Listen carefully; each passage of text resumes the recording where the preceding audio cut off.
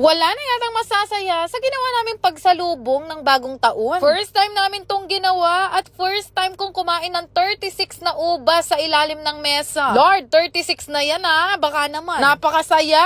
Kayo, kamusta naman ang bagong taon nyo, anak syuta?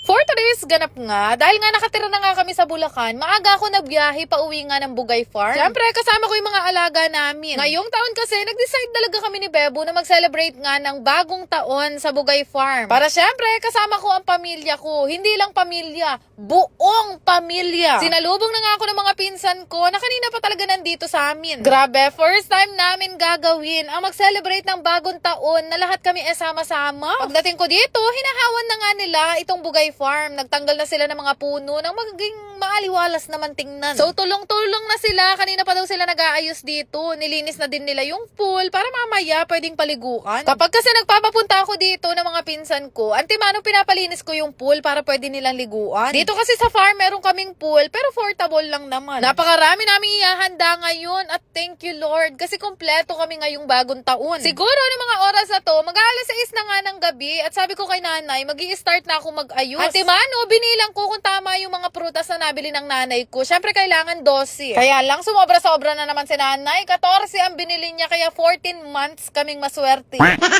Pagdating talaga sa paggagayak o pag-aayos ng mga pagkain namin, sa akin yan ini-in-charge ni nanay tapos siya naman ang tagaluto. Yung taon naman, pinaghandaan ko talaga na bumili ng malaking lagayan ng Prosperity Bowl. Nung nakaraang Prosperity Bowl namin, 10 ebon lang ang nailagay ko. Kaya ayan, 10 buwan lang kaming maswerte, anak syuta.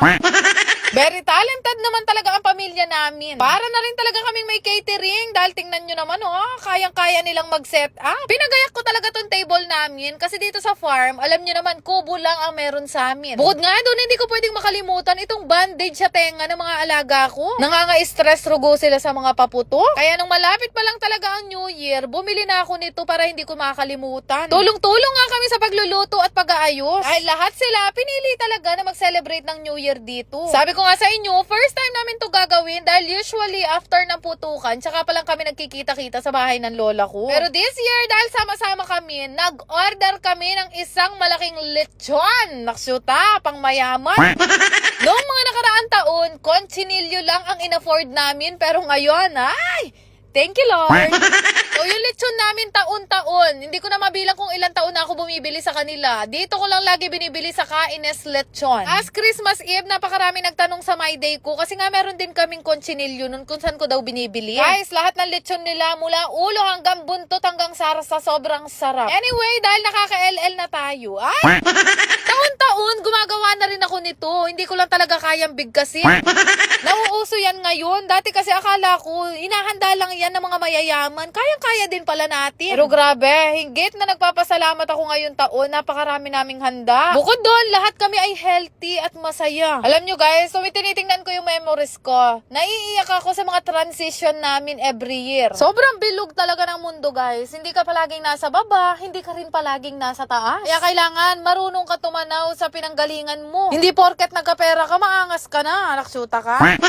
Napakita ko sa inyo yung transition namin yearly. Di ko matandaan kung anong year to, pero siguro nasa year 2019. Sobra saya na namin dyan guys, kasi meron kaming hamon, tapos nagsasamji kami ang nakalagay hotdog, fishball at kikya. Pero ngayon, wala akong ibang masabi kundi napakabuti ni Lord sa buhay ko at sa buhay namin. Hinigatan niya lahat ng prayers at lahat ng mga hinihiling ko sa kanya. Never ko na-imagine guys na magkakaroon kami ng lechon sa handaan. Kasi dati, pinagmamalaki ko na sa mga classmate ko kapag may handa kaming pata. Kaya naman taon-taon, excited talaga ako mag-New Year. Bukod sa nagkakasama-sama kami pamilya, nakikita ko talaga at na-appreciate ko kung gaano kabuti sa akin si Lord sa buong taon. Kaya kayo guys, marami tayong dapat ipagpasalamat. Yung masaya tayo, yung magkakasama tayo, at higit sa lahat, yung nakasurvive tayo ng isang buong taon ng magkakasama pa rin. Kaya kami guys, alam nyo, sobrang simple lang ng pamilya namin. Hindi kami sanay sa mga engranding pagkain. Malagad din kami makatikim ng lechon. Kaya yung pamilya namin, kapag ka nagkakaroon ng ganitong banding blessing at nagkakaroon ng ganitong pagkakataon. Sobra saya namin. At yun yung lagi ko pinagpapasalamat kasi ngayon guys, kaya na namin mag-celebrate ng ganito. Pero ayun nga, mabalik tayo dito sa New Year. Nag-start na rin ang inuman session, may nagsiswimming na rin at syempre, may nagchichismisa.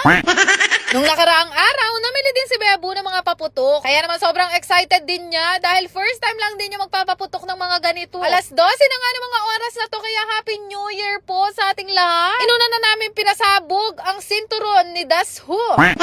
Lahat kami nagyuyog-yuga na nagsasayawan. Hindi ko mabilang kung ilan kami dito pero lahat kami ay kumpleto. Ultimo sa aking mga pinsan, tito-tita at syempre yung lola namin. Every year kasi guys, yung mga minamay day ko ng mga video ng fireworks, nakikibidyo lang ako sa attorney, sa mayor o kaya sa kapitan. Pero this year, kaya na namin magpaputok ng sarili naming fireworks. Oh.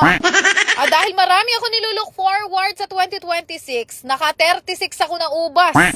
In advance ko na talaga ang mga ubas pang 3 years dahil napakarami kong kailangan gawin ngayon 2026 sa naksyuta. Happy New Year po sa ating lahat! At dahil bago na ang taon, panibagong blessing din ang ibabahagi ko sa inyo. Ang mga mabibigyan ko lang guys, yung mga nakafollow na talaga sa akin at nagsha-share ng mga vlogs ko. Pipili ako hanggang alas 9 ng gabi, basta i-comment nyo lang ang buo nyong pangalan at anong oras nyo tong napanood. Bukod doon, merong isang tao na mananalo ng 3,000 pesos, basta i-comment mo lang kung ano ang hiling mo ngayong bagong taon. Kaya naman Happy New Year po sa ating lahat! Baguhin na ang mga dapat baguhin ha!